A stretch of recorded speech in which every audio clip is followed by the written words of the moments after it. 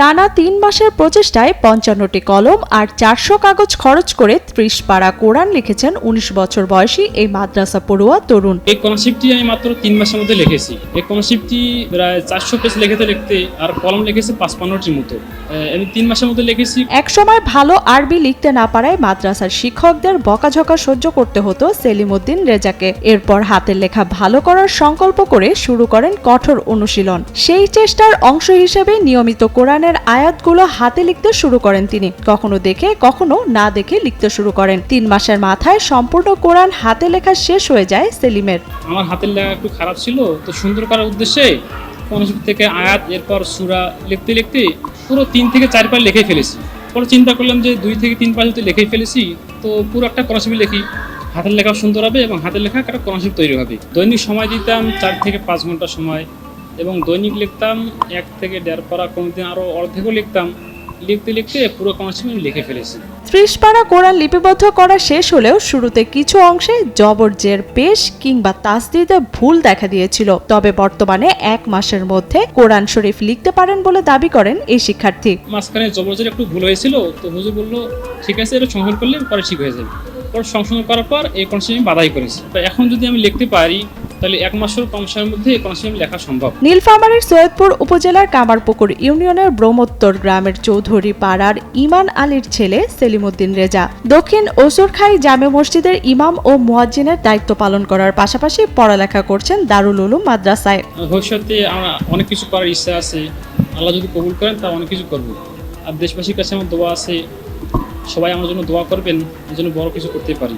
আর আমি এই কনসেপ্টটি ডাক্তার মোহাম্মদ ইউনূস স্যারকে উপহার দিতে চাই।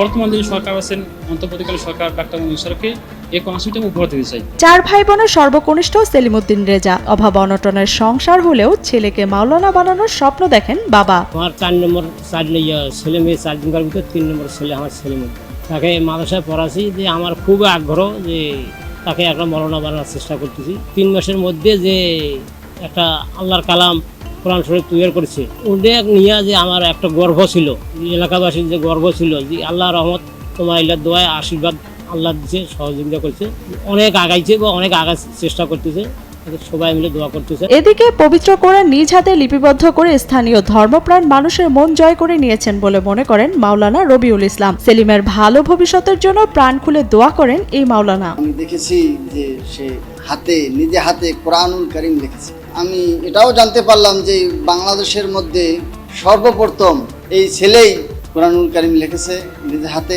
এই জন্য আমরা সকলেই তার জন্য দোয়া করব। হ্যাঁ, আল্লাহ তাবারক তাআলা যেন তাকে উঁচু মাকামে দান করেন। এটা চিপস, চিপসকে চিপস বলতে হবে। প্রাণ পটাটা চিপস নাকি বিস্কুট খেয়ে বুঝে না। ছোটবেলা থেকেই নিয়মিত মসজিদমুখী সেলিম উদ্দিন রেজা নিজে নামাজ পড়ার পাশাপাশি অন্যকে নামাজের জন্য ডাকেন মসজিদে। শরীয়তের বিধিনিষেধের প্রতি তার আস্থা নিবেদন ও সদ্ব্যবহার দেখে সবসময় মুগ্ধ থাকেন স্থানীয়রা। সেলিম আমার ছোট ভাই, সে ছোটবেলা থেকে 5 ওয়াক্ত নামাজ পড়ে, মানুষকে সাথে নিয়ে যে নামাজ পড়ে। আমরা এটা দেখে তাকে মাদ্রাসায় দিয়েছিলাম। মাদ্রাসার পাশাপাশি আমার এখানে মসজিদে মুয়াজ্জিনিগিরি চাকরি করে। তার পাশাপাশি এই যে 30 পারা কোরআন শরীফ সে হাত দিয়ে লিখছে। আমি তাকে ছোট থেকে জানি এবং মসজিদে প্রায় ছোট থেকে নামাজ পড়তে আসতো, আমার সঙ্গে বসতো। তো সেই হিসাবে একজন ছোট ছেলে এই মাদ্রাসায় ভর্তি হয়েছে।